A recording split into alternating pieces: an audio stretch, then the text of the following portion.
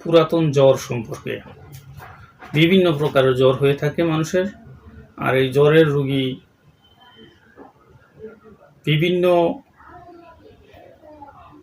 রোগে ভুগে বা বিভিন্ন কারণে হতে পারে।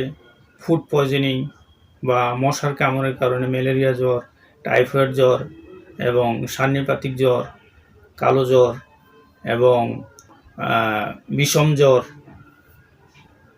ইত্যাদি জ্বর। এর মধ্যে আমি আপনাদের মাঝে 2টি ঔষধ সম্পর্কে আলোচনা করব, যা কিনা আয়ুর্বেদিক ফর্মুলার মতো প্রস্তুত। আর এই আয়ুর্বেদিক ফর্মুলার মতো প্রস্তুত যে সকল ঔষধ, সেগুলো মূলত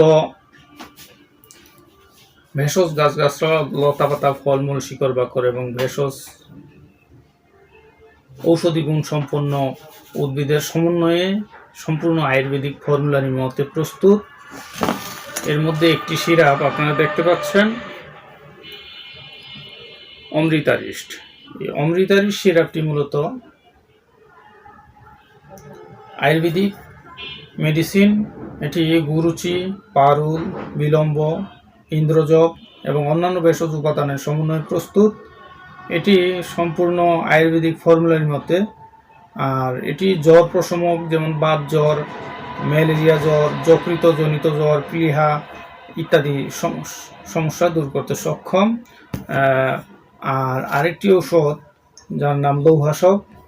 এটি মূলত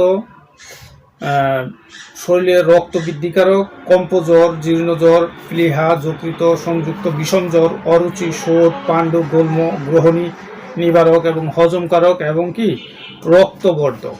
অনেক সময় রোগী আমাদের কাছে এসে বলে যে আমার শরীর ঝিমঝিম করে এবং জ্বর একটা ভাব থাকে সব সময়।